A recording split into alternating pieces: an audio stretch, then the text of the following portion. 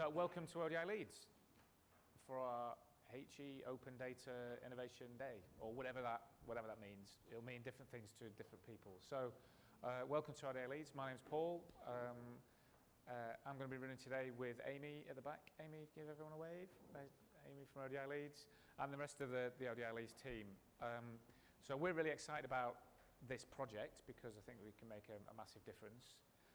But before we start, just the housekeeping. The loos are just to the right as you come out of the lifts. Hopefully you found them if you needed them. Tea and coffee, just help yourself whenever you need during the day. We're going to have lunch at lunchtime, so whenever we sort of finish. We'll be having lunch, they'll be served just outside, and you can sit anywhere to have that.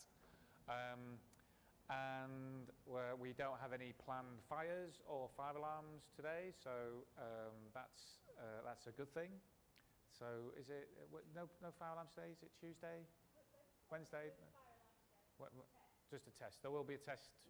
So we never know. There's the charm of the building. We never know quite exactly when it's going to be, but some time between 10:30 and 11:30. So we'll deal with that when it comes. If there is a fire, the fire exit is just right to the end of the building, down the stairs, and we'll meet in front of the Agra restaurant. Or if it's in here, don't know how it could be, we'll be out of that emergency exit there, and the ODI Leeds staff will help you with that. Before we start, are there any questions? Everyone's okay? Everyone's got enough water and stuff like that? Does anyone not like their photo being taken and put on the web? Everyone's cool with that? We're going to live stream, well, we are live streaming the start of this, so if anyone doesn't want to be on a live stream, let us know. If you sit on these desks, your top of your head might be in, so if you don't want that, don't sit at these desks. And that's it. Has everyone found our Open Data HE page? You have. So does everyone understand how that works? So the way we run these events is to put everything in the same place, radically open. So everything we do will be on there. The slides will be up there as soon as we can. Maybe sometime today we'll put them on the hub page. And the way that works is we've got the website. We've had 2 and a bit Warmups. Interested in Manchester for some reason? Don't know. Lots of people came. In the same way we published about this one, exactly the same way. So we put them on the web, put them on Twitter, put them on Facebook, and all the same ways and on our mailing lists. But not to worry, you're here now. And all the outputs were captured on some open Google Docs, which you can look at. And lots of people came, talked to us, contributed. Lots of positives, some negatives about this. So it's important to look at that. And there might be some questions there that other people have asked. So all the outputs for those warm-ups are on there. And then we've got our innovation event today. So there's 2 main objectives of today. The first objective is to help people make applications for the SBRI competition, and we're going to talk about that in a second. The other is to help the higher education sector and DfE develop and create some connections and ecosystem around the data that they're publishing. So it might not our dream is that we have some fantastic applications for the competition, that works really well, but also that we've shown people who may be building stuff to help students use the data within their services, so that it becomes used as widely as possible, and the more the data is used, the better it will become, because people will tell us what's useful and tell us what's not, and also if it's wrong, they'll tell us as well, and by the end of that process, we all have this dream scenario of a wonderful data set that lots of people are using, and it's the best data set we can have. That's the dream. So we've got two main objectives of that. If you haven't already, it would be really good if you could answer the questions on the white wall over there. So who are you, where are you from, and why are you here? If you don't have a chance, so there's some Sharpies and Post-its. Just stick them on the wall, and that hopefully, if you find someone who's similar and you need to make friends and have a conversation with them, you can use that. And then we've got our formal running order as well. So first session is the introduction, showing people what we're doing. So we've got Tom and Alison from DFE here. So Tom's there, I can see. Can't see Alison. Ah, there you are. I'm looking in the wrong direction.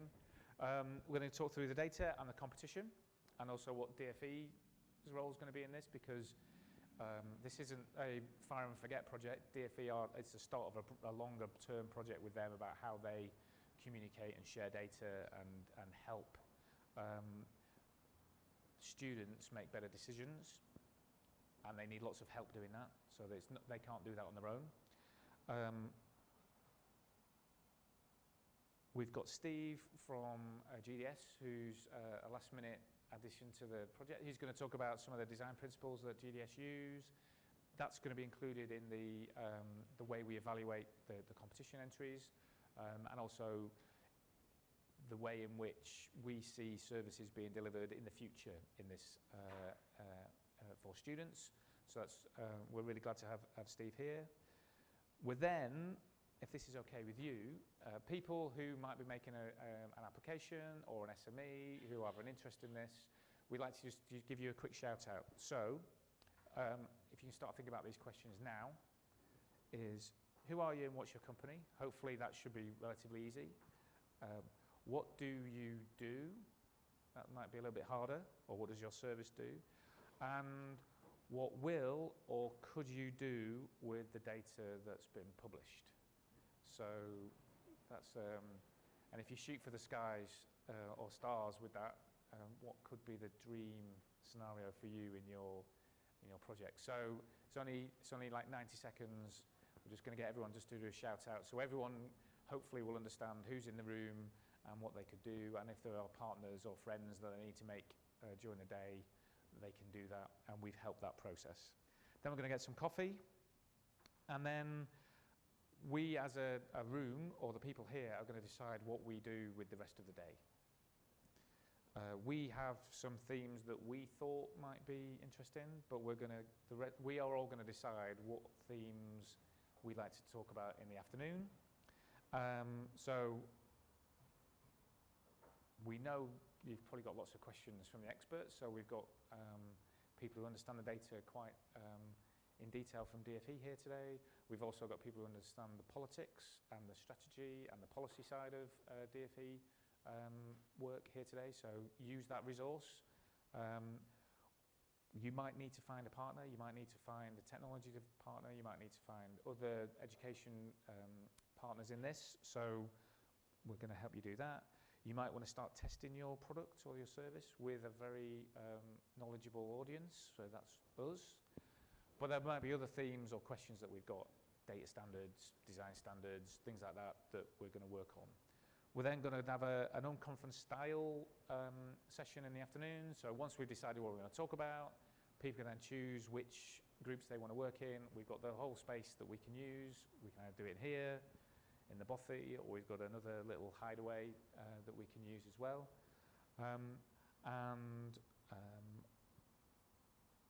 The outputs from that are up to us to decide how we do that. So we might want to talk to other people about it. We might not. We might just want to draw a picture on the wall.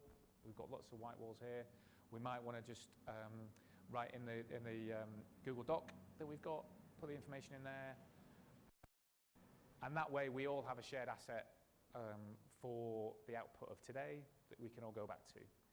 So that's a rough outline of the day. Any questions? None whatsoever? People clear about what we're doing? Excellent.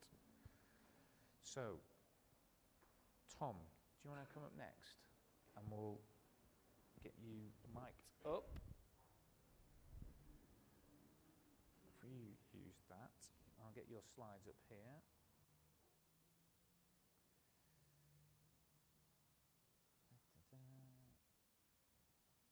This should work. I've just tested it. Yes.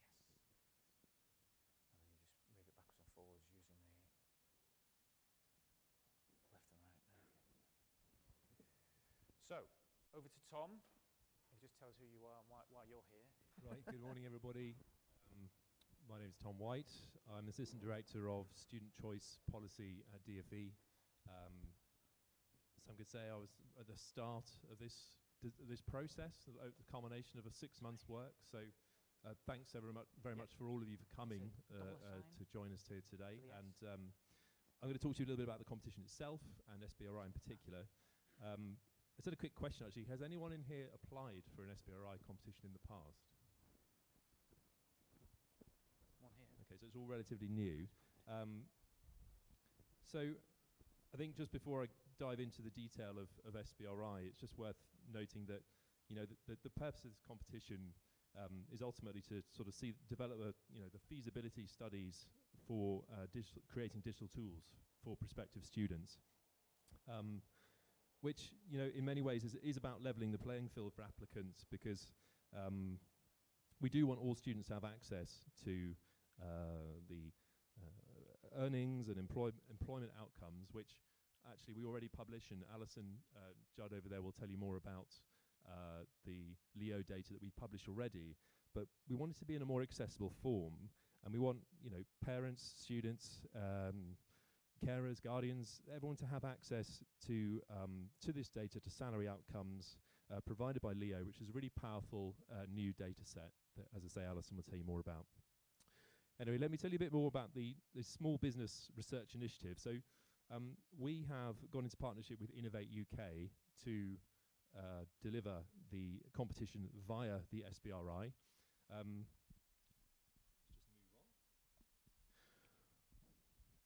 What's really great about the SBRI for us is it's sort of open, and we can engage with a whole range of suppliers. In every sense, it allows us as government to access more innovative, smaller companies, as well as without saying that we would say that larger companies aren't included as well. So it is very much open, and that's the kind of process that we thought would be right for this competition.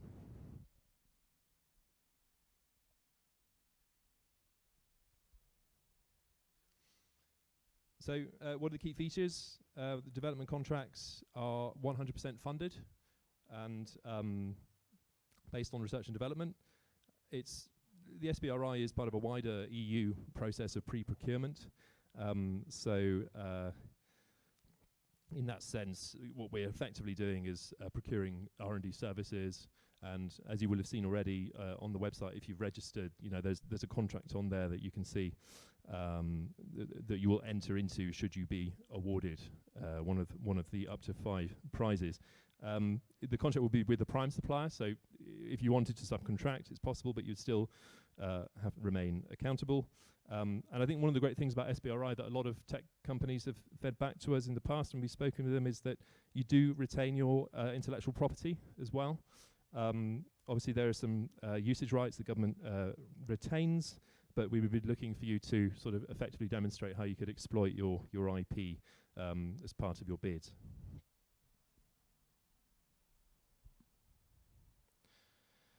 So, as I say, in terms of eligibility, completely open to all, as long as you have a route to market.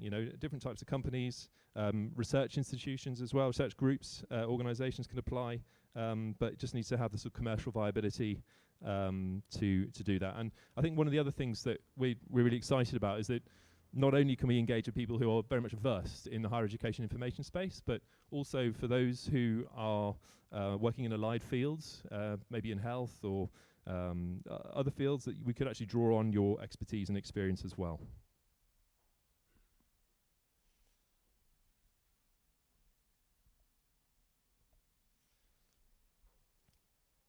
So just before we talk about the application process, and I'll whip through that because I think a lot of it's quite straightforward. But just in case, just to reiterate, the competition is for the first phase, the feasibility phase, up to 25,000, including that. There will be 5 awards, up to 5 awards. And then the process lasts a month. Once those contracts have been signed and returned to us, then that phase begins. You may try and foreshadow questions on whether we'll have a phase 2, and to say now that the decision to proceed to phase 2 will obviously rest with DFE and will be based on the quality of the bids that we get, and then we'll have to take a view from there whether to move into that second phase of prototype development and testing.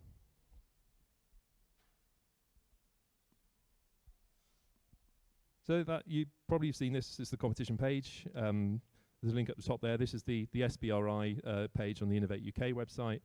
This is where you register. Absolutely crucial that you register so you can actually see all the competition documents if you haven't done so already. And you can also check your eligibility and other elements for competition as well. Just a bit about the process. So obviously, yeah, as I say, register, so then you can download all the documents. When you're completing them, just make sure you don't add lots of extra pages. Just use the spaces that are supplied. And then also, once you finish, you just upload them to the system. And the intention is to notify you on the 5th of September. So once that process has been completed and the entries have been judged, we'll let those who are successful and those who are unsuccessful know. And then the more detailed feedback can be provided at the end of the month.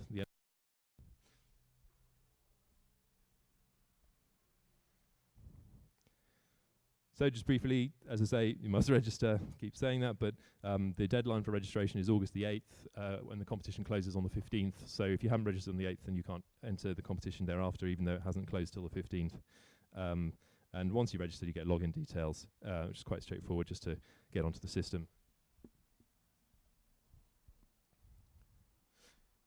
As I say, once you're registered, you can see all the documents there as part of the competition, the information, the invitation to tender, brief, guidance, FAQ, contract, etc. So you'll be able to see all of the relevant documents in there if you haven't seen them already.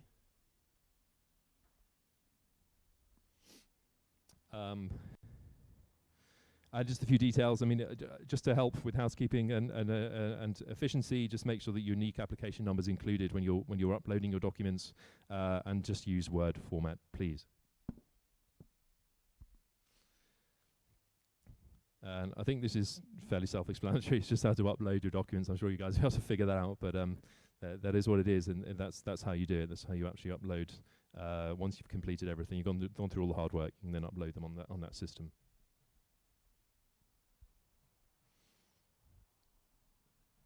And that's just a slide about feedback as well. So, as I say, we'll want to provide you with feedback. You would put a lot of work into your bids, and I really appreciate the work that you'll put into that, everyone. And I think it'll be only fair for us to come back with constructive feedback on.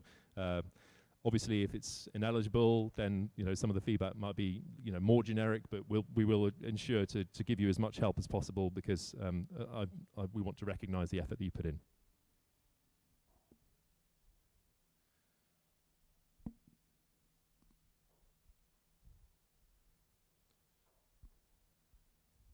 So a few things to note.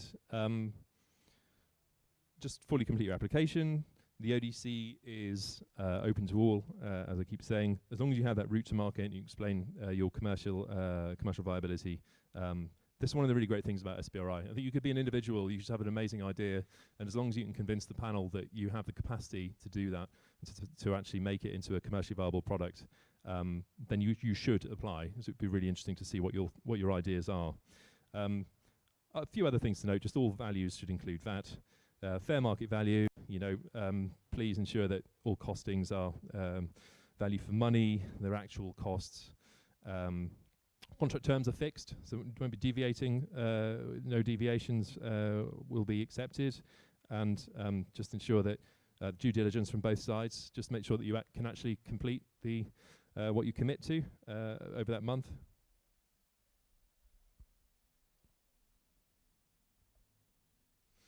And just a little bit about the judging panel. So I'll be on that panel with a mix of commercial, tech, and DFE colleagues, not only in England, but there'll also be representatives from Wales and Scotland across government. looking for concise, punchy answers. Just be very clear what you want to achieve. We don't want reams and reams and reams of pages to say. Just make sure you stay within what the application space is provided, and just qualify and justify why you think that your idea is the one within the context of the questions. And as it says there, I think it's about convincing us you've got the right people, you've got the right ideas to take it forward and to realistically put together a feasibility study that could genuinely work as a fully working digital tool. Just a few dates. Obviously, we've got past the 25th. Overjoyed to have launched the competition already. We're here today on the 18th at the innovation event. As I say, registration closes on the 8th of August at noon. And then noon, 15th of August, close of the competition. And then we will proceed with the judging. And then come back to you and notify you. Should be on the 5th of September. And then contracts should be issued on the 7th. And then the first phase should start on the 10th of September. It's not on there, but that's our aim at the moment. Looks a little tight, so we'll see. So don't quite hold us exactly to those dates, but we're really aiming to be ambitious and get a really fast turnaround time, so you guys can get cracking on your ideas if you are successful. And as I say, feedback will be provided by the end of the month, subject to not getting hundreds of applications, but hopefully it will be proportional. Right, yeah, that's it for me. If you have any questions, I think as mentioned to Paul, we might take them after the talks that we've had. We've got Alison as well coming up on Leo, and then Steve. But I don't know if there are any immediate burning questions. I'm happy to take them now. But I've also provided some details on there for our email address for the competition. So it's always worth dropping us a line if you have specific questions about the higher education element of it. Whereas Innovate UK can deal with more about the, you can't access the competition, or you can't upload things, or if there are sort of technical questions, then go to Innovate UK for that. And thanks very much for listening. Round of applause. Come on.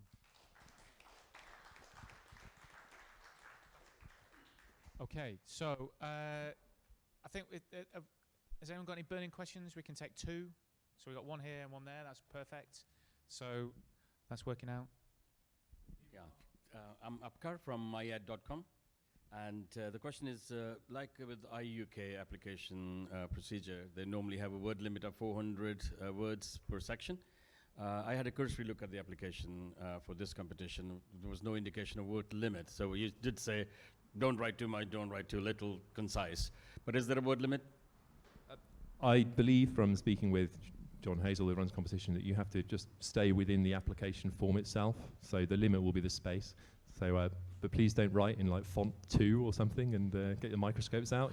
Something quite sort of sensible. As I say, you've really got to try and convey your idea in as sort of concise way as possible. We just don't have the resource to read through thousands of words worth of stuff, but we'll be really excited to get your application. So thank you for the question. Hiya, I'm Liz from Hive IT. I was just wondering, you mentioned there that you were expecting a number of applications. Based on the amount of people that have registered interest, do you know roughly how many applications you're expecting? What would be your best guess? I think it's going to be probably around 100, but that is a bit of a guess. First time I've ever done one of these competitions before in HE, so in that sense it's a bit new for us as well. There has been a lot of interest in competition, and it's great to see so many people here today as well. So we can see. Certainly it's going to be quite a number. So there will be quite a significant competition for these awards. But I'd very much encourage you to apply, to look carefully at the competition documentation, really take your time with it, and put in a really, really solid, strong application, and we look forward to seeing what you come up with. Okay, so next up is Alison. Thanks very much, Tom. And we're going to get into the data.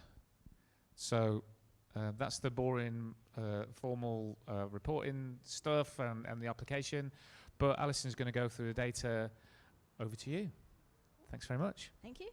Thanks for coming along today. So I'm going to talk about the LEO dataset. So using the LEO dataset is a requirement of the project. I'm going to talk a bit about what's in the underlying data and then tell you what we've published, because all the data that feeds into this project has to come from our published output so far.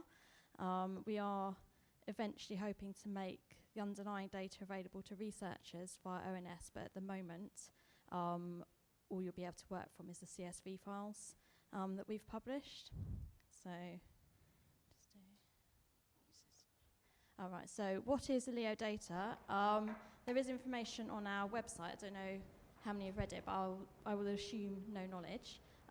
So what we've done is we've basically taken, as you probably know, Department for Education has a number of education data sources, individual records that follow pupils through school into further education, higher education, that we've had for a number of years. And what this project has done is taken those individual records, sent them off to Department for Work and Pensions.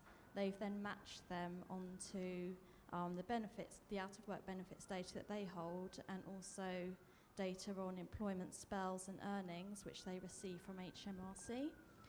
They then send us back an anonymised data set, which we then analyse. So we've sent off records for, those that have completed higher education since about 1996.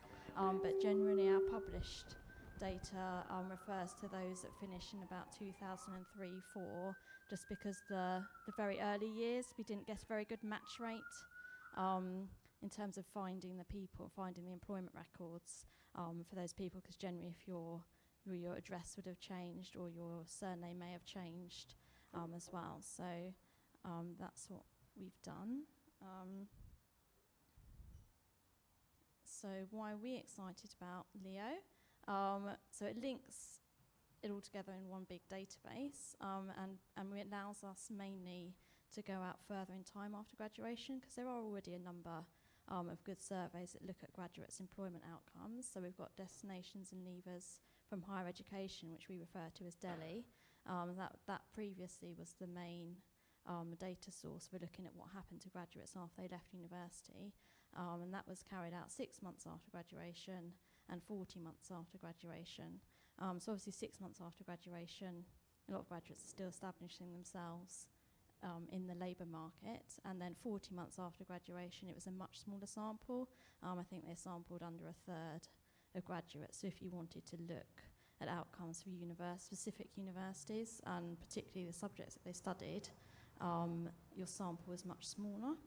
But obviously DELI is still a really important data source, because as I'll come onto later, what we can get from LEO is mainly earnings and kind of employment and further study outcomes, whereas DELI gives you information on what students felt about their course, what type of work they're doing, whether they're satisfied with their work. And then we've got the labour force survey, another interesting survey, but again, much smaller sample.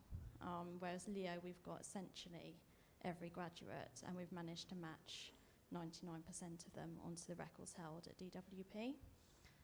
Obviously, we're at great pains to emphasise that we're not just interested in salary, but we do believe there are a number of students that when they're choosing their course that they want to study, that's a sort of outcome that they might want to consider when they're making their choices. So we just believe that we should give them the most accurate data that we've got available.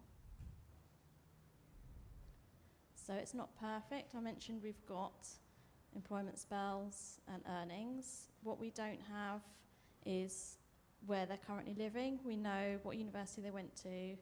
We know where they came from originally, where they went to school, but we don't know where they're now living. We are hoping that by the end of the year we will have some information on sort of the current location of the students. I think there's in particular quite a bit of interest of how many people move to London, how much higher the salaries are if you move to London, how much difference it makes. And then there's occupation. What we're hoping to get is information on the industry that the individual works in. I don't think we'll ever be able to get the actual occupation from the admin data, but we are hoping to get an indication of where they might be working, but at the moment we don't know where they're actually working or what company they're actually working for. And also one thing to bear in mind is the hours worked. So we've got annual salary. We don't know how many hours they worked to get that salary, so you can't distinguish between full and part-time workers. We tend to break down almost all of our statistics by gender, so you can compare females between females and then males, because it does make a bit of a difference, especially when you're looking further out. I mean, you see a gender gap right after graduation, but the further out you move after graduation, it gets bigger and bigger. And some of that will be explained by part-time working.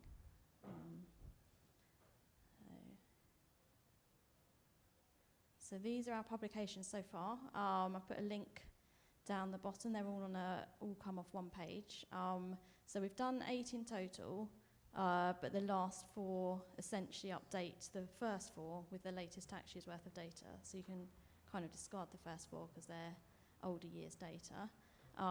We started off with just kind of a national level data, so sort of outcomes by graduate characteristics, ethnicity, subject studied, deprivation levels, that kind of thing. And then on the 24th of May we did postgraduate outcomes, which is the first time I've ever looked at postgraduate outcomes, but we haven't done any postgraduate outcomes by university.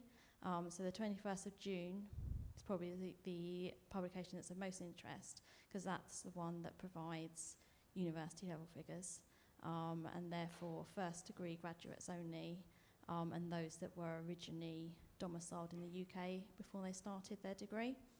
And then on 28th of June we did a bit of international student time series, but again that's not at university level, and that's just a kind of high level overview to kind of have a look at how many international students stay in the country after graduating. So yeah, and we've got outcomes. We've published them 1, 3 and 5 years after graduation, university level, and then we also have in our first publication some outcomes at 10 years after graduation. So I'll give you there's lots and lots of data in there. It's all published as Excel files, but then also CSV files, all the underlying data you can just download. But I've just picked a couple of charts just to give you a kind of indication of what outputs we're publishing. So if you look at this chart, this looks at 1, 3, 5 and 10 years after graduation in lots of different shades of blue, but essentially the darkest blue is what our main sort of positive outcome is defined as, and that's basically the proportion of graduates that are in sustained employment, further study or both at each time point after graduation. And you can see that it's quite high, and generally, however you break down the data, it's generally quite high because most graduates are employed. If you look at the difference between the dark blue bar and the middle blue bar in the middle, kind of lightest blue, the difference between those two is essentially the proportion in further study. So you can see that as you move after graduation, the proportion in further study decreases as you would expect. And one thing to be aware of is the lightest blue bar, which is our activity not captured. So these people, we found them originally on DWP's data set, but in the tax year that we're looking at, which in this case is 2015-16, we can't find any benefits records or any employment records for them. We suspect some would have left the labour market. We suspect actually quite a few have moved abroad, so they're kind of in that category, and you can see that it increases over time. So that's one thing we're trying to work on the data, is trying to identify anything we can do to identify whether they've moved abroad or not, or whether we think they're still in the country. Just out of interest, by subject studied, so we break all the data down by, we're using Jack's codes, essentially like sort of top 23 groupings of subjects, and as you can see, this is the employment outcomes. It generally doesn't vary that much by subject studied. The proportion in self-employment does vary by subject, with medicine and dentistry and those in the creative arts having the highest proportion self-employment. And also the further study, proportion going into further study does vary by subject studied. This is all relates to 5 years after graduation. And if you look at earnings, so these box plots are essentially represent the interquartile range, so the middle 50% of graduates in each subject, and the black bar in the middle of the blue box is the median. So this looks at females, and you can see there's a variation by subject studied, but also quite a lot of overlap actually between the subjects. I haven't put the male chart up, but it's essentially similar pattern, just all slightly higher and slightly bigger range as well. And then we've got median earnings across institutions and subjects. So this is where we're hoping the competition can help us, because we've got our nice Excel spreadsheets, but really they're not that user-friendly. And though we've summarised the data, if you're a prospective student, it's not going to tell you that much. This gives an indication of what the underlying data will show. So again, we've got a box plot. Each dot underneath the box plot is a university. So you can see that for some subjects, there's quite a range in the earnings for each university. If you look at medicine and dentistry, not that much different. So most universities have similar median salaries, whereas if you look at economics, business and admin, quite a big difference between some of the universities. Just wait for the siren. So what we've done, so obviously there's lots of underlying sort of factors that can influence this. It's not all related to the university. So there is Institute for Fiscal Studies released some research last month, I think it was, which essentially attempts to model what you would expect the outcomes to be if all students were kind of similar at each university, and then looks at those that have higher outcomes than you would expect. So I think that was listed. We've put together an Excel spreadsheet, and I think that research is on there. So that kind of gives you like the modelled outcomes. So you can say if there's any universities where outcomes are higher than you might expect given the characteristics of their students. But this is all based on raw data. And then here, just to pick one subject, economics in more detail, there's the median salaries for each institution, and the green blobs are the upper quartile, and the red blobs are the lower quartile, just to give you an idea of the range. Yeah, I think that's it. Don't know. Are there any questions? Any questions there? Yeah.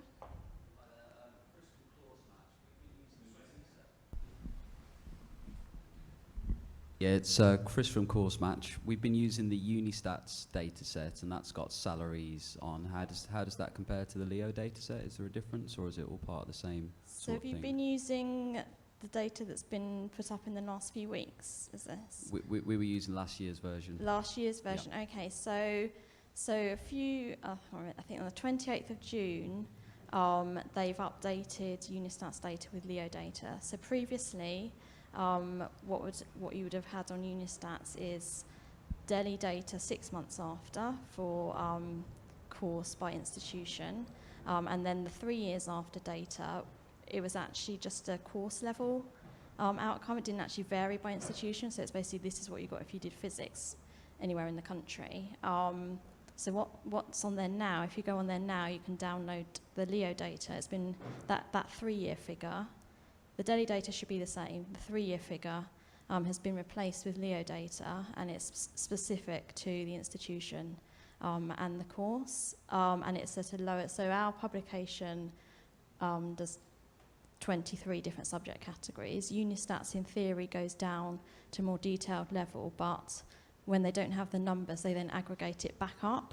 So I'm not actually sure how many are down to the actual specific course. I suspect quite a lot of it is probably almost the same as us, but it's the same data set that we've given them. They've just broken it down as far as they can to smaller groupings. Okay, I think. thank you.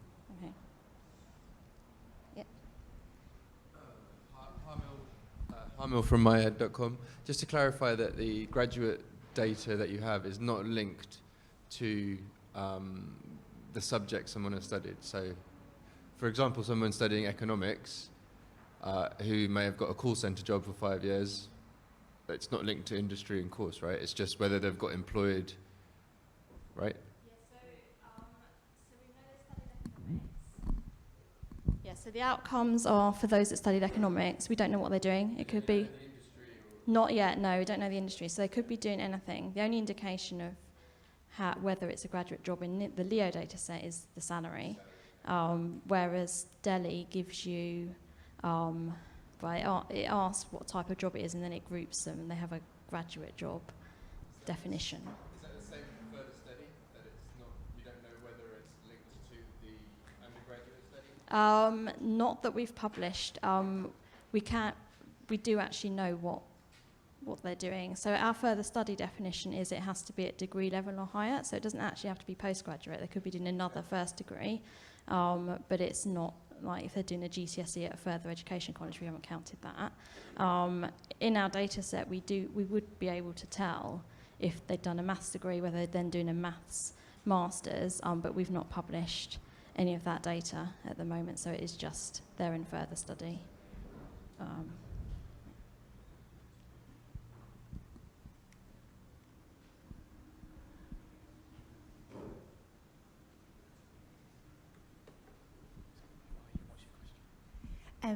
I'm Joy from Independent Higher Education, which is a representative body mostly for those institutions who don't receive public grant funding.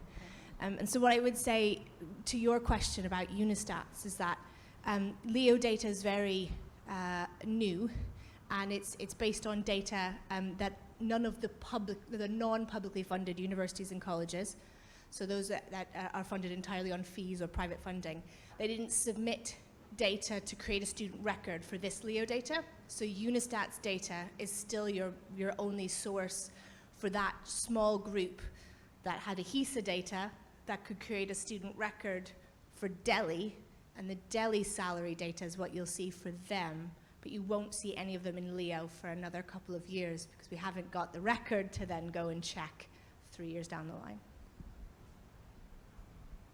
Yeah, that's true. If you're interested in coverage, I can talk a bit more. So we've published university level outputs for all universities in Great Britain. Northern Ireland is excluded completely. And then we've got, all public funded universities. Obviously said the only AP included is University of Buckingham, because that's been submitting his data for ages. And then further, people also study degrees at further education colleges. So if they've done it at a further education college in England, they will be included, but if they did it in Scottish or Welsh FEC, they won't be included because Department for Education doesn't get any of their data, so we can send it off for matching. Hi. Forgive me if this is a ridiculous question that you can just say, no, don't be silly. But I'm thinking about it from a user need perspective. So if I was a student currently thinking about where I want to go, I might still have a choice. Do I actually want to go to university, or maybe an apprenticeship might be something that I want to look into? And I can understand why we're looking at that graduate and university level data because it's a stable base. But would there be any plans in the future to introduce things like apprenticeships or other educational type ways of studying? So my team just looks at the HE stuff, but there are publications that are produced by DFE that look at those taking qualifications in the further education sector. So most of them are looking at kind of level 2, level 3 qualifications, which wouldn't be of interest because they're kind of sort of BTECs, GCSEs. There have been publications using LEO data that looked at apprenticeships, but generally they've not been around quite for long enough yet. The earlier ones, we do have a few years of data for, I think, like the level 2 apprenticeships. They've broken them down by the subject that you do your apprentice in. But degree level apprenticeships, we haven't yet got the comparable data. So eventually it should be possible. It is difficult because, again, it's the issue of they're different people, so how do you control for the outcomes, the differences in the outcomes, and also the subjects. Some of the subjects map quite neatly across, like engineering apprenticeships, you can map it maybe to an engineering degree, but then there's also some kind of quite random apprenticeships that don't necessarily map into degrees. So yeah, I guess it'd be a case of thinking what you think might be, people might want to compare against if they're making that choice. But yeah.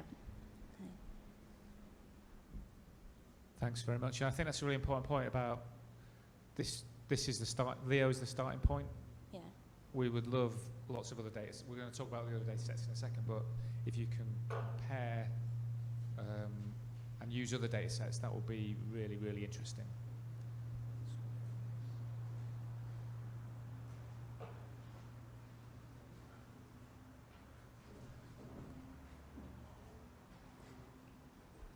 Okay. Simon Grant from C2S LLP. I'm just wondering about the raw data. What actually does the raw data look like that people that participate, that are selected to participate in these competitions will actually get to see and work with? Can I get online to go to the Thanks website? very much for asking that question. No, this is all, it's all fascinating summaries, but actually, you know, we'll be using the raw data, and that's going to be a really interesting challenge.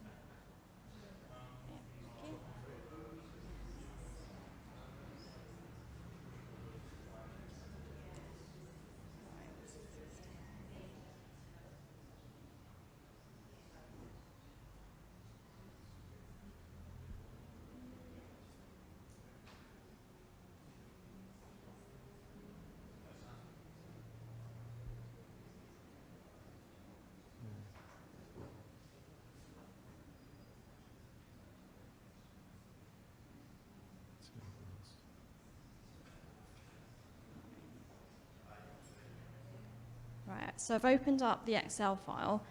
Everything in the Excel files is also available in the CSV, but for purposes of speaking you through the data, I think it's easiest to talk through the Excel files. So this is our institution level publication. So you can see we've got UK PRN in the columns. That's the unique identifier for each university. And that will also be in like the Unistats website and hopefully Delhi publications. Then we put in the region of HE provider. Obviously anyone could match that on themselves. Then we've got the name of the provider. And then we've got a column here which is prior attainment band. So this was our attempt to try and encourage people to kind of compare universities with a similar intake. So it might be better. Actually, we're looking at agriculture, so not many people do that. Yeah, something that's data in. Right, is that working?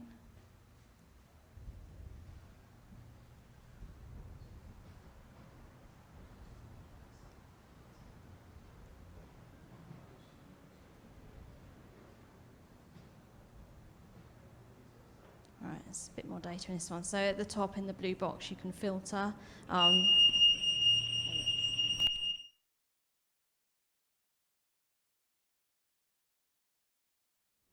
Right, so you can filter, so we've got sex, so this is looking at all graduates, but you could pick males only or females only. Then we've got subject, so at the moment I've switched it on to business and admin studies, but we've got the 23 subjects that I listed earlier, and then we've got year after graduation, and we do 1, 3 and 5 years after graduation. So at the moment we're looking 1 year after graduation. So we've got prior attainment bands. These first four columns are kind of like the contextual data. So this is our attempt to kind of encourage people to compare universities, kind of similar graduates that's based on their prior attainment. So if you're in prior attainment band 1, then you're in the top quartile of those with A-level results that did business and admin studies, and then 3 is the middle 50%, sorry, 2 is the middle 50%, and 3 is the bottom 25%. And there's a definitions tab which has got all this in more detail, because you won't be able to remember it when I'm talking through it. And then we've got included in the prior attainment band, so we've only got prior attainment mainly for those that went to school in England and are kind of young graduates. If they're mature students, we don't have their prior attainments. That kind of gives an indication of what proportion of the cohort we're actually looking at here. And then we've got percent in polar quintile 1. So polar is something that we use in DFE to identify areas where not many students have historically gone to HE. It's not exactly a deprivation indicator, but this kind of a low participation indicator. So this gives an indication of which universities are taking students from areas where traditionally you wouldn't go to university. So we've got the percent in the lowest quintile here. Then we come on to the actual output. So we've got number of graduates. So this is Bath's bar. So we've got 75 graduates in business and admin studies who completed their degree in 2013-14. And then we've got the percent that are unmatched. So all our outcomes are based just on matched graduates. Generally, the unmatched percentage is quite low. And then we give you an indication here of exactly how many graduates are included in all the outputs. So we've got 70 of their graduates in the outputs. And then we've got the categories that I showed earlier in the blue bar. So we've got activity not captured, which is in that tax year, we couldn't find anything for them. We've got no sustained destination. So these ones have an admin record in that tax year. So they've either got an out-of-work benefits record or they've got an employment spell that doesn't meet our sustained employment definition. So they've been in probably more sporadic work. We've got sustained employment only. So these are people, they haven't got any further study and they've been working in sustained employment. The definition for sustained employment is very loose. You don't actually have to work that much to be in sustained employment. We've essentially aligned all our definitions with previous definitions that have been used in the FE sector. So to be in sustained employment, you only have to have worked one day a month for 5 out of 6 months at the end of the year, but it has to be consecutive months essentially. So essentially means we've got, and actually when you look at graduates, if you look at those in sustained employment and those who have actually worked for the entire tax year, it's very close. It's almost the same thing because most graduates, if they're working for the whole year. And then we've got sustained employment with or without further study. So these people are basically, these aren't mutually exclusive categories, they're kind of cumulative ones. So you have to do a bit of taking away if you want to work out further study. So this is basically this sustained employment category and then adding in those that were also in further study. And then at the end, we've got further study, sustained employment, or both. So this is basically taking column O and then adding in those that just have a further study record. They don't have any sustained employment. Can I just follow that up quickly? I mean, is this the lowest level data that's available, or is there actually sort of right down at the actual individual database table before you kind of do those sums and aggregates? So we have access to individual data, but we're not publishing it. So this will be the lowest level data that's available for the competition. But apart from Unistats, which does have potentially in some areas, instead of just business and admin, they may have been able to publish for a specific business course if there were enough people at that university. Would it be possible to request other kind of summary data from the underlying individual data sets? Not for the competition. It's possible to put in requests for like how we might want to publish stuff in the future. So we've got, as well as this publication, we've got sort of higher level national stuff which breaks down the data by different ways. So those are now sort of publications, although they're kind of on a schedule, we can change what tables are included in there. We wouldn't be able to do anything in time for the competition, but when we release our data next March and June next year, we might be able to have a look at publishing. Without actually being able to access the very raw data, would you be able to just give a specification of the actual format of the really bottom level tables that you've got without actually having any data from those tables? Just to know what there is fundamentally there underlying all of your really interesting summaries and stuff. The completely raw data. So yeah, we can. We can't give any of the data. We can. No, we just can the give format the of the data. fields of Yeah, the fields, that we've got. Yeah. Okay, Yeah. that'd be useful. Yeah. Is that available anywhere on the site, or do you have to ask? Trying to think if it's in our. So we publish a methodology document. I don't think it's got anything. I mean, essentially, there's not that much. So the HESA data, underpinning it is the HESA data. All of those fields are on the HESA website. And essentially, if there's a field in the HESA data, then it will be within the LEO database and the National Pupil database as well. All those fields are on there.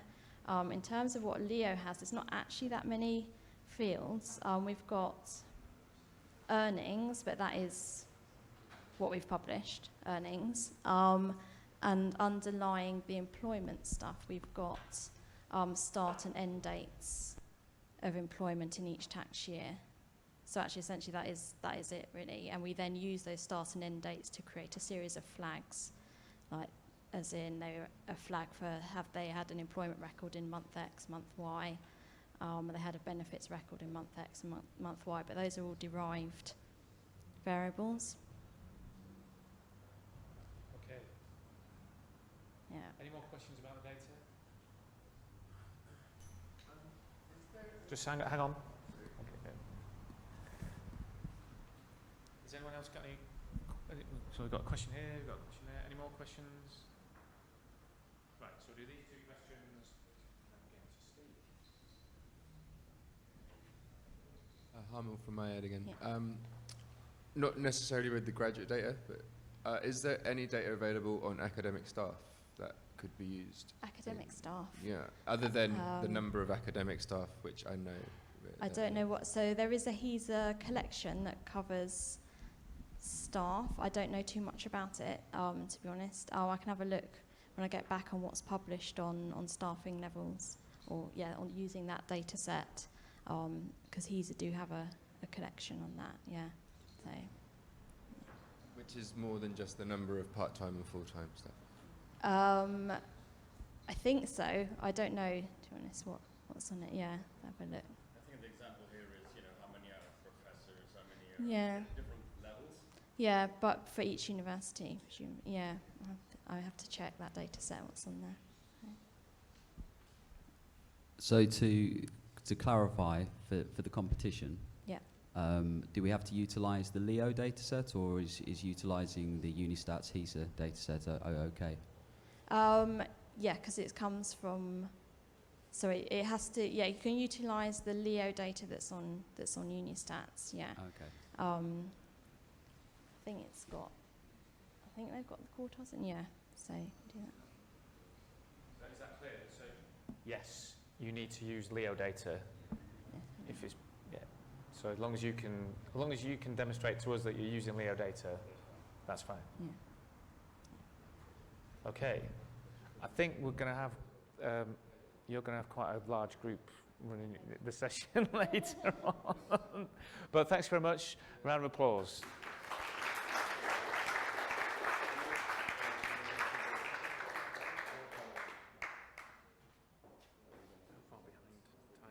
There, we're fine. There we go again. Cabin.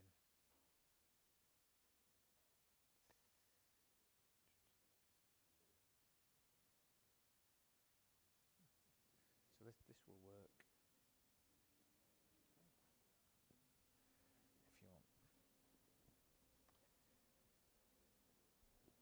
Yeah. Thank you. Can you hear me? I promised I could rattle through this in 2 minutes earlier on if there were overtime, and I think because of all those questions, I'm probably going to rattle through it in 2 minutes. I'm Steve McCready. I work at Government Digital Services, GDS, which is Directorate of the Cabinet Office, particularly within standards and assurance area. Going to talk a little bit about GDS first to give it some context in case you're not aware of what we do. This is our main kind of public-facing bit of GDS, which is gov.uk. It's now part of the critical national infrastructure. It's where people use, citizens go to get government information. but we do lots of other things. Most of it in the back end that citizens don't see. So recently we've moved more into delivering platforms for reuse across government. So part of the core mission of GDS is to help government to transform and providing technologies that can be reused rather than departments creating their own little siloed environments, has values both in value for money and the experience that citizens get. So there's a number of these platforms. The kind of most widely used is gov.uk Notify, which is used to send messages out, text messages, emails, even letters to people, telling them that their MOT's due, that their tax is about to run out, that they're in a position where they can start to claim state pension. Gov.uk Pay is one of the newer services that allows government to collect money from all of us, rather than a government department contracting individually with a payments provider. There's now a central service. Verify is where that we can all prove who we are to government. So this is a federated service that uses external agencies, Barclays Bank, Experian, people like that, to actually prove who you are. If a department has a need to be sure that the person trying to do something is the person doing it, then Verify is the central service that's provided to do that. And then outside of the gap area, we have procurement tools, so digital marketplace, which is typically DOS and the G-Cloud framework, so what departments can use to buy stuff from suppliers, and then registers, which is probably pretty pertinent to this conversation, are our sources of data, so trusted sources of data that are available at the centre of government. My bit is a bit less interesting than all of that cool technical bits, but critically important. So standards and assurance hold all of the delegated controls that are owned by the Treasury. And our mission is to help government to provide better digital services for the public, making sure that money's being spent well and that the services that are provided are good and usable services. We're split into two, make things better, save money. We're split into broadly two areas: spend controls, which is the bit that I'm responsible for, which is making sure that money is being spent well, and which is why I'm here, because this, at the end of the day, is public money that's being spent throughout the competition. So we're interested in that. Most of our spend decisions are based around guidance that's published centrally. So the Technology Code of Practice is kind of the Bible for spend, and it's the core of it are things like making sure that user needs are at the center of money that's being spent, that things are accessible, that open standards are being used, that it's secure, that privacy is being built into services.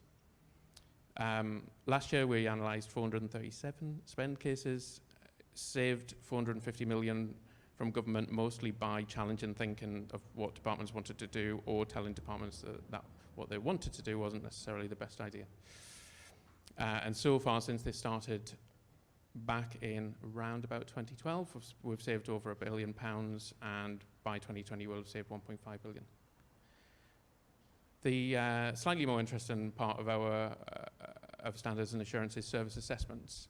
So any government service that's being developed must adhere to the Digital Service Standard, which is an 18-point standard that's published on gov.uk. It's part of the service manual. The service manual tells you how to achieve the standard, basically. So yeah, as I said, there are 18 points. They broadly map onto the principles that are defined in the Tech Code of Practice, and one of the points of the Tech Code of Practice is that you adhere to the Digital Service Standard. So you're not going to get approval to spend money unless you can demonstrate that you're going to do these things, which basically make sure that we deliver good services to citizens. It's mandatory for all public-facing transactional services,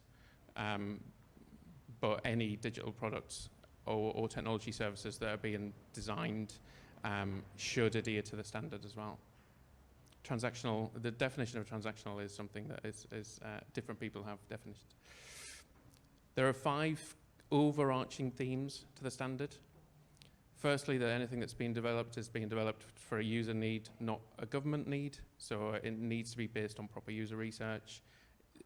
Services need to be able to demonstrate that they're speaking to users in different contexts, and that they understand the stresses and pains that users will go through going on to pay your car tax is a very different user experience to paying court fees or saying that you've lost your passport.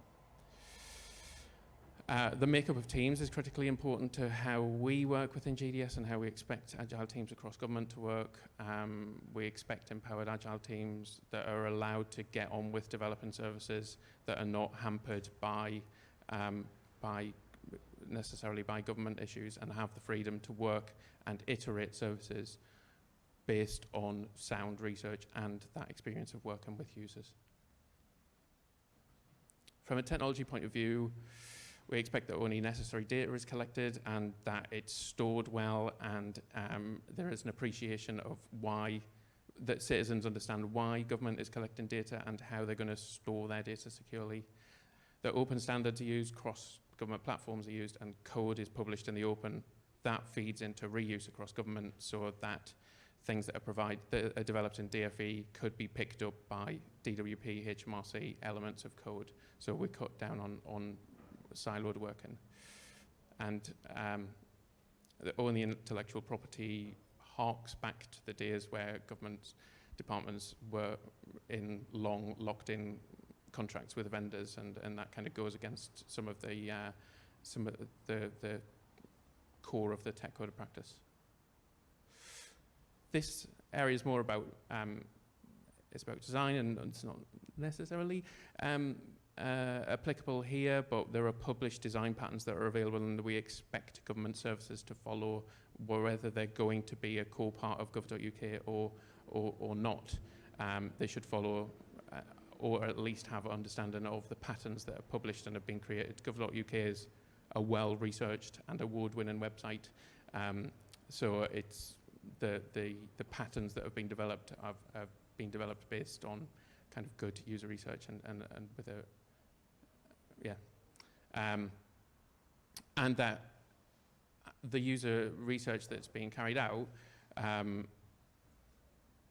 includes users with a range of accessibility needs and on a variety of devices. So this feeds more into accessibility, which I'll come on to in a sec, but not necessarily just for disabled users, but for those who have assisted digital needs as well, those people who are not as confident using technology as some of us might be. Services need to be able to demonstrate that that the service they are creating is going to be usable by the vast majority of the population. And I mean, you will hear me go on and on about user research. So whether you're doing it from analytical data or just ongoing user research and talking to users, that's a key part of what we expect how we expect services to be developed, to iterate, and then to live their lives. Accessibility is key, and there are 3 points of the standard which services will not pass if they can't demonstrate that they understand the needs of disabled users. So yeah, this is just to say we expect that services will be able to be used by everyone, and that they'll work with assisted digital technologies and things like that. And there are ways for people who need more help to get more help using the services. That's it. That must have been 2 minutes. Hi. Felt like 2 minutes. I've got a quick question. Are we expecting these applications to meet the GDS Service Design?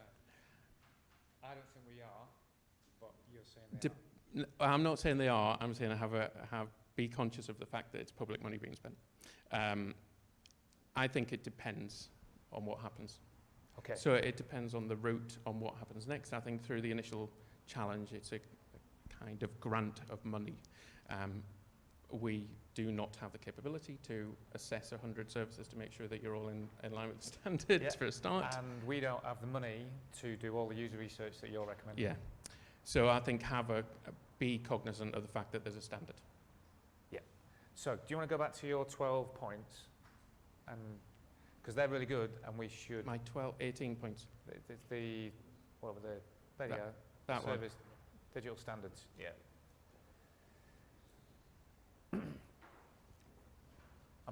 What I would recommend is you read that and say that your service has read that and will try as far as possible to meet that. So it's got some good statements in there, it's got some good stuff.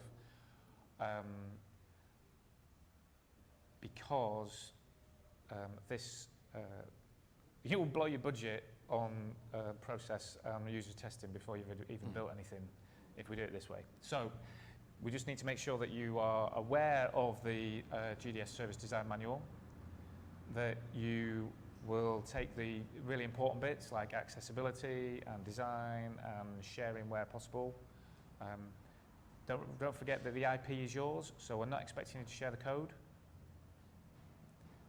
If you want to share the code, that's up to you. If you want to make it open source, that's up to you. But we are not expecting DfE to publish the code of your service to the rest of government in this. So we just need to make sure that it's clear in that. You're going to be alongside the project as we go along. I will, yeah. So if we've got any questions about that, we can ask Steve during the process. So, are people clear about how we are expecting the Service Design Manual to be used when we build our prototypes?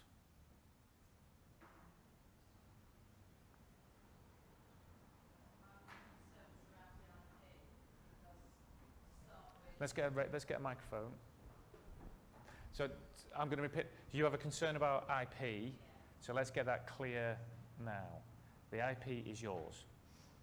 Yeah, I think so. So this is about government developing government services. Yeah.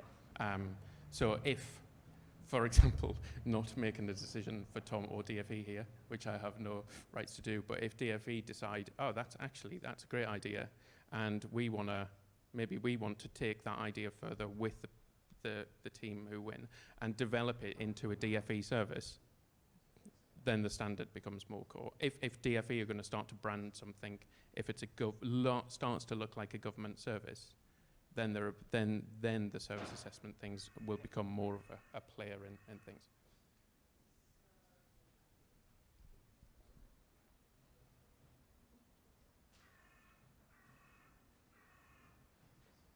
Hi, I'm Jan McLucas from Learning Plus UK. My worry is around the second phase, because the first phase is the prototypes, which has been quite clear is your IP. But if you move forward to be one that gets the development money, that longer phase of money, and that then does become something that the DfE says that they want to have as something that's part of their service, then at what point then would you say the IP becomes the DfE's or the government's?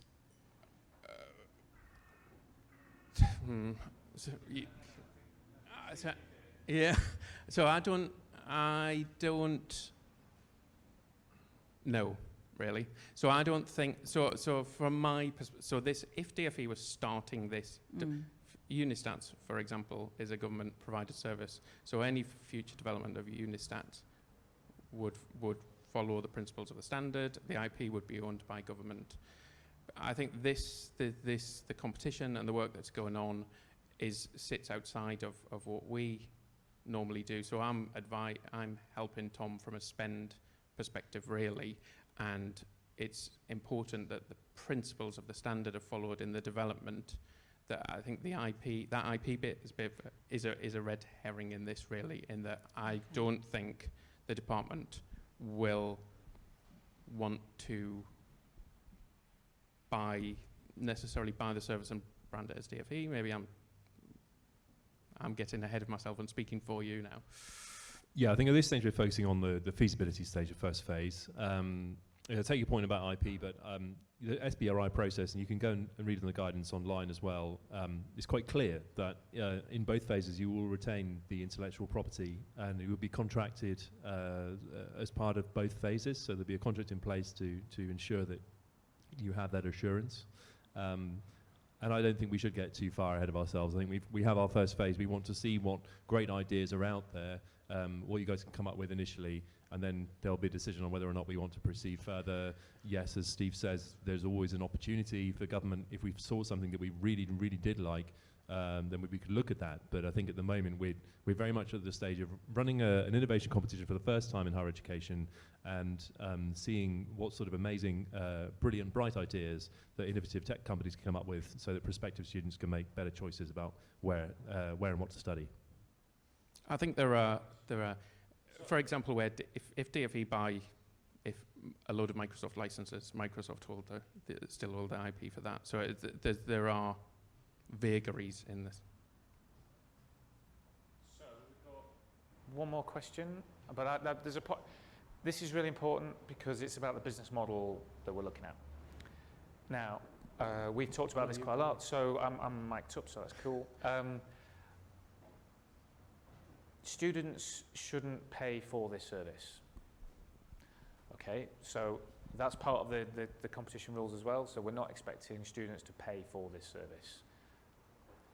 So who pays for this service? Is it an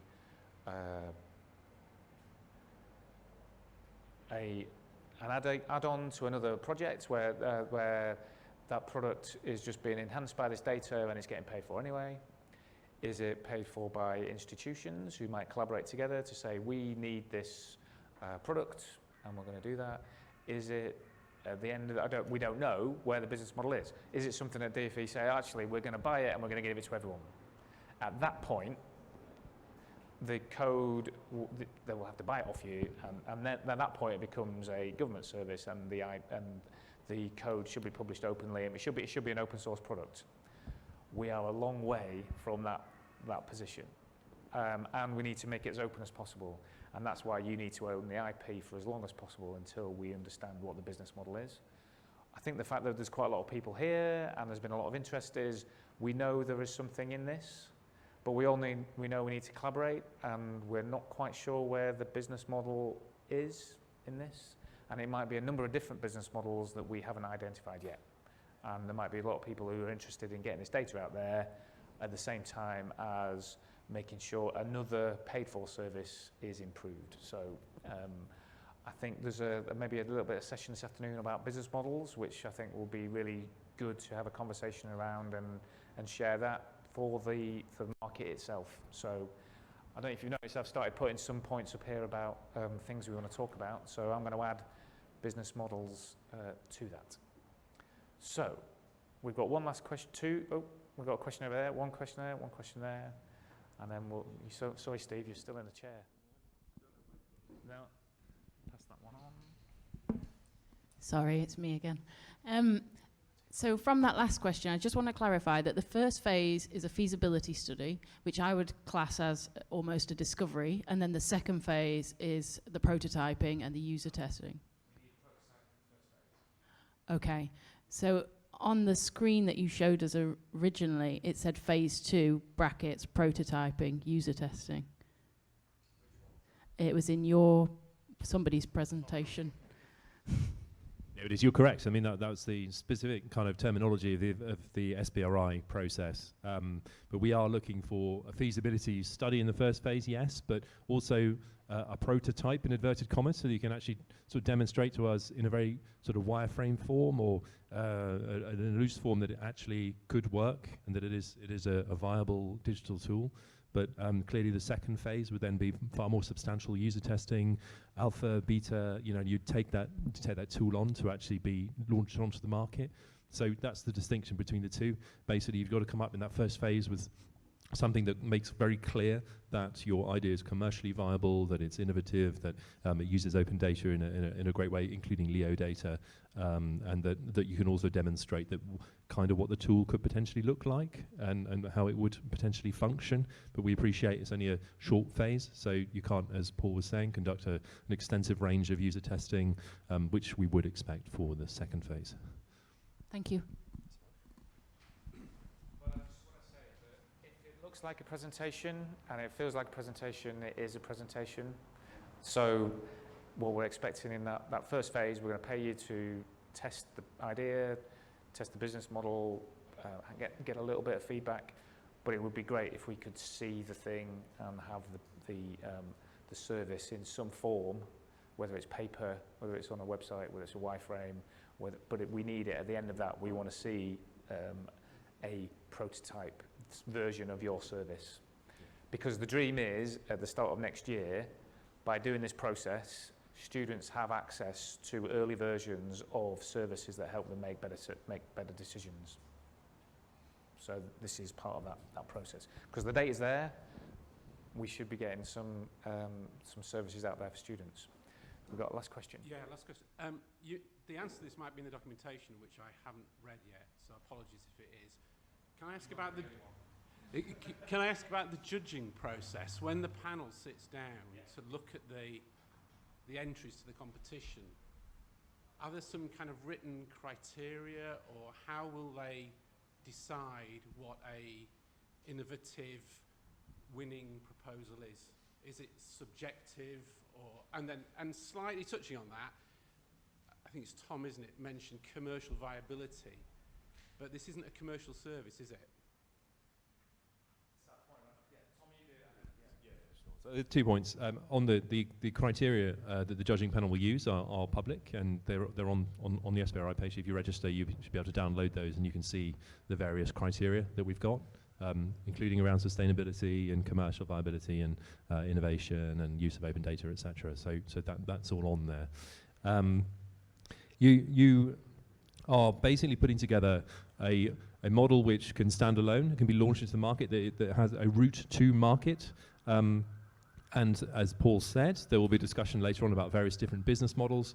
For example, you could have a premium area specifically for a different audience, like for teachers, for example, if they wanted to track, students through the metrics that students achieve through a period of time. Or I don't know what it is. I think that's the thing that we would like to see from you guys is a demonstration of how this website could stand alone. So once we're providing the seed funding to get the R&D get the ideas going at the R&D phase, but actually what we need is for you to demonstrate that beyond that, the great idea that you have could actually be a website that would be sustainable and that could be used by a whole range of audiences as well. And we're not just, prospective students are absolutely key, but their parents as well, and careers advisors.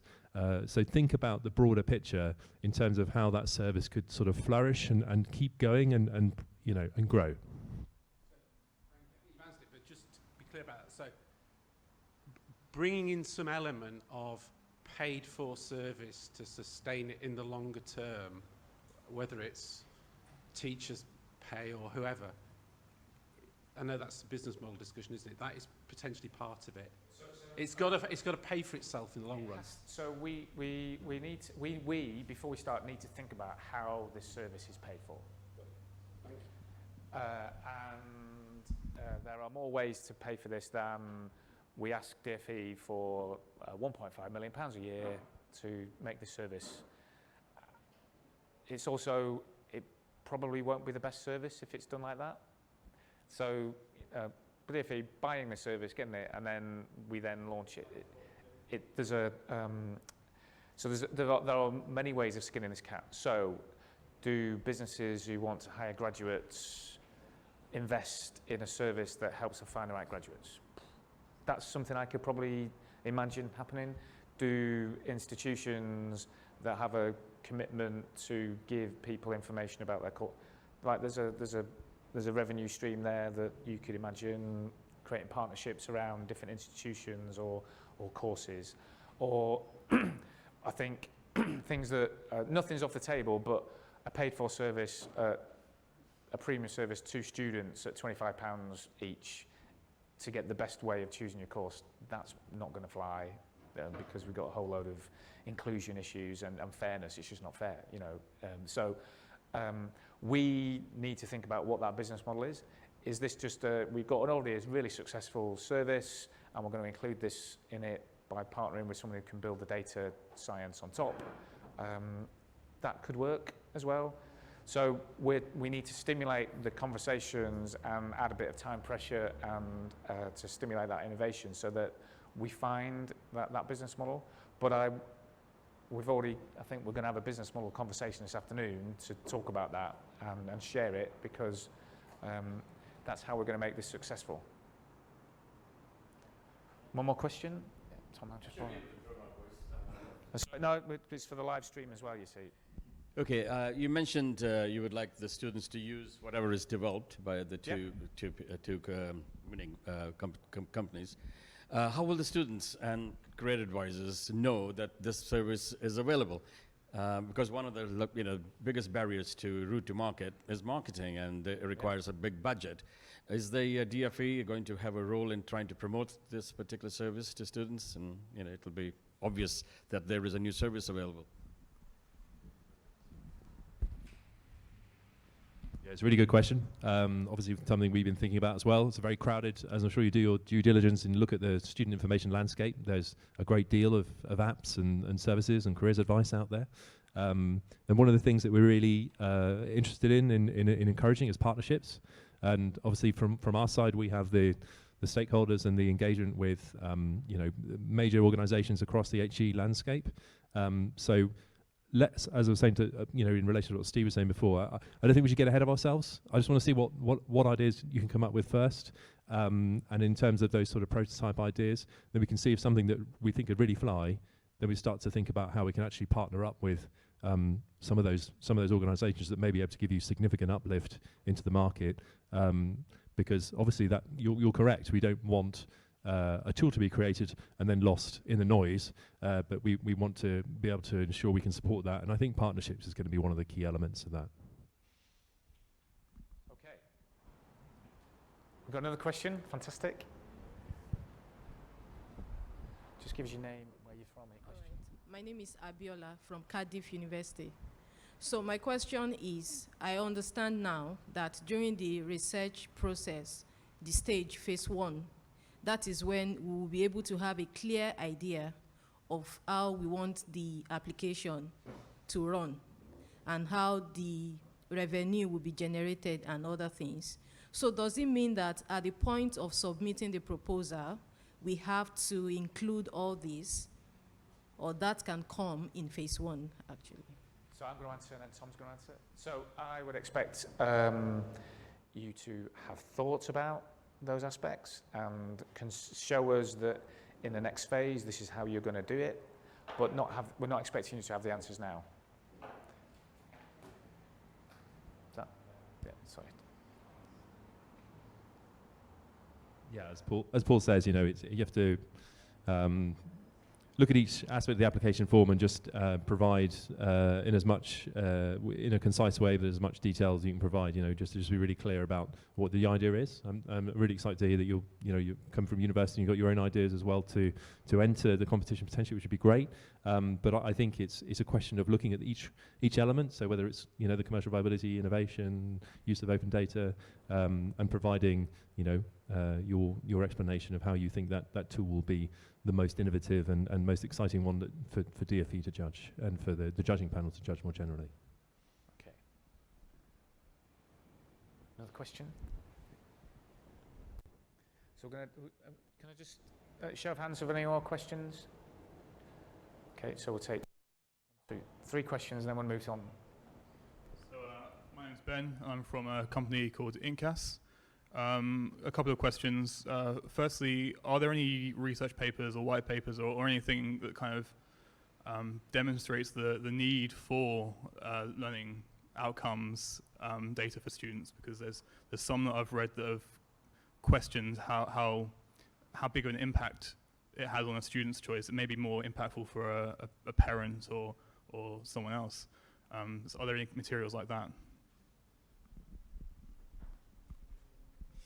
Yeah, it's a really good question. There have been already a couple of studies this year that DFE have published, commissioned independently, and demonstrated that students are increasingly interested in this, particularly in what they may earn, depending on what they study. So we can share those because they've obviously been published. So there is a growing body of evidence, and allied to that are broader concerns that students are expressing around finance and being able to afford to go to university in the first place. So I think financial questions are increasingly in the mind of students, and that's borne out by a number of research papers that have come out this year. So we can share those on the ODI page if that's of interest.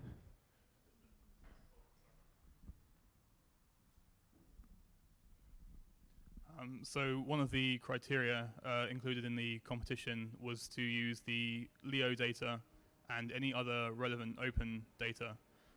Now, is that an indirect way of saying that you can only use open data, or is it possible to use other data that you've collected?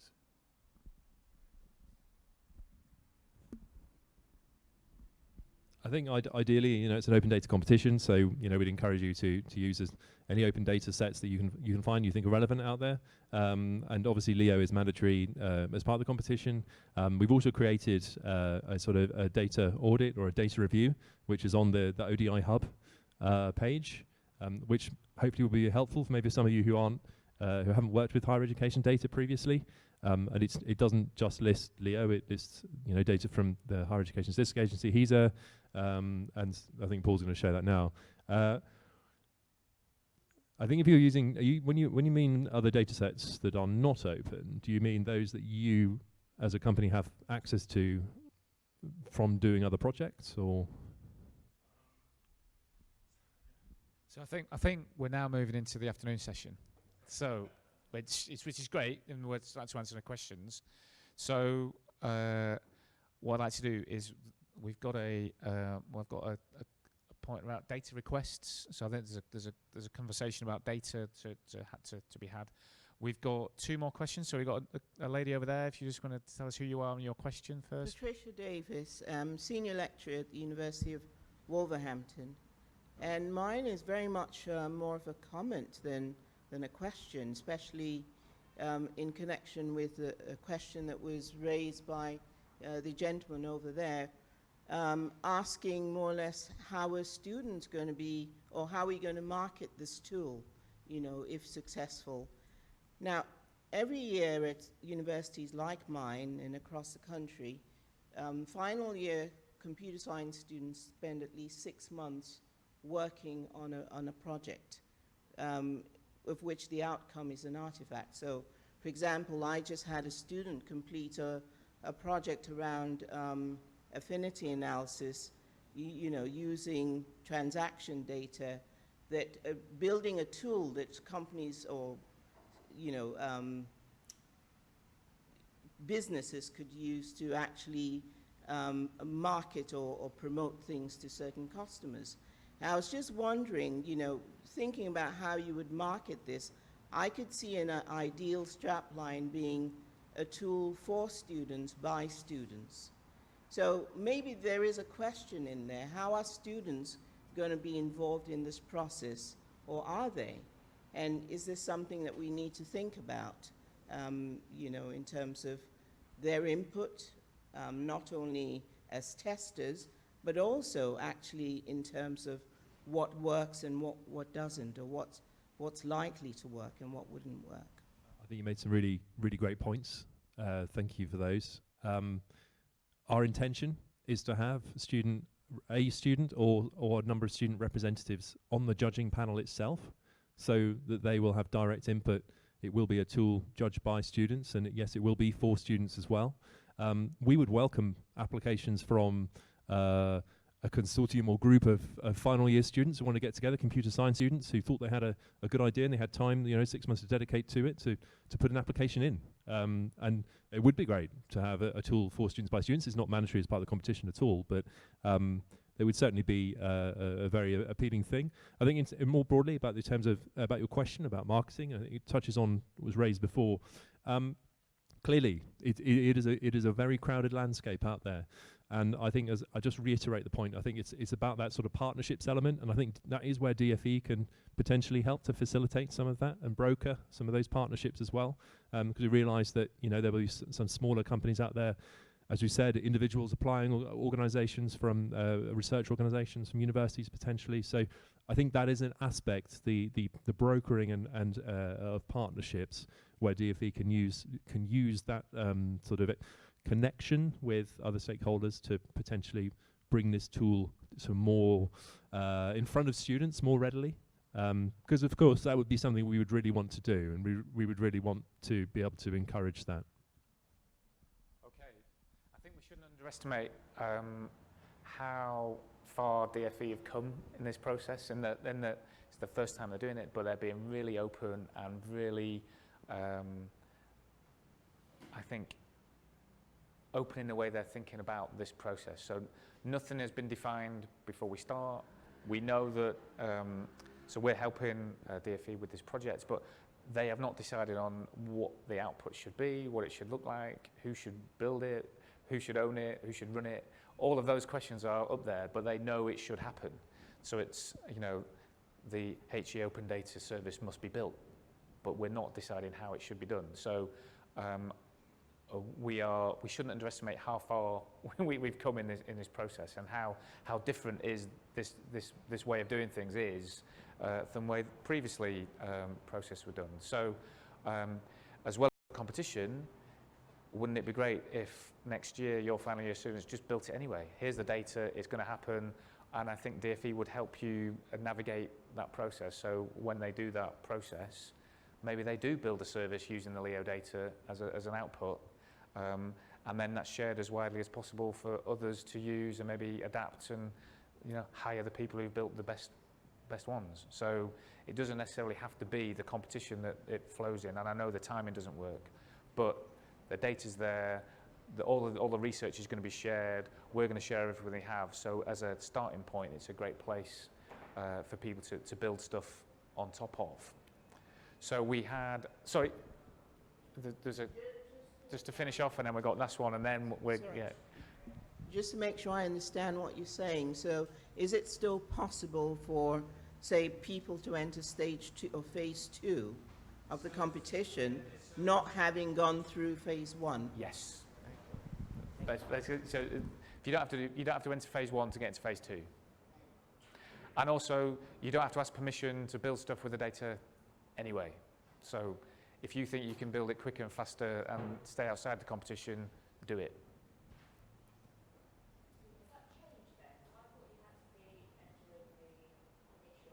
Nope. So it's always been the phase that the next phase is a larger phase, and anyone that's open to anyone to enter as well, isn't it? And if you're not successful in phase 1, you can still go for phase 2? Yep. So we had one last question, and then we're all going to tell each other what we. Hello. My name is Lakshmi Singh. I'm from a company called Center for Factories of the Future.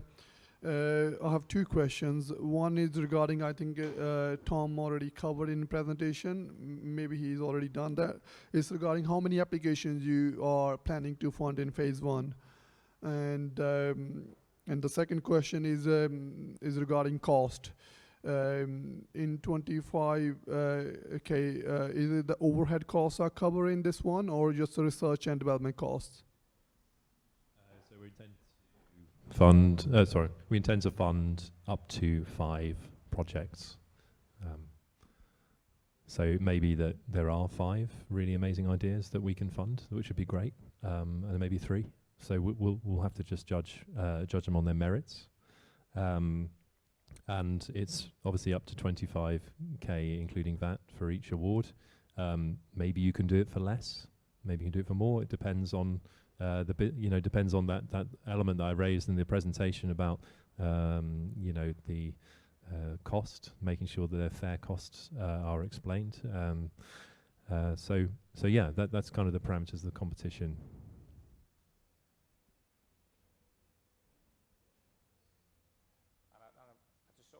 That if you don't think your project fits within the competition, do not feel that you think you're excluded.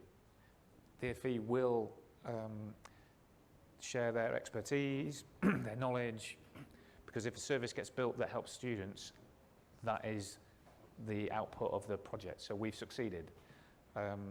Whether you need the money or not is up to you to make that decision. But ourselves and DFE will help you navigate that process of using the data in your service, whether or not you apply for the project. I think there is a on again. Yeah.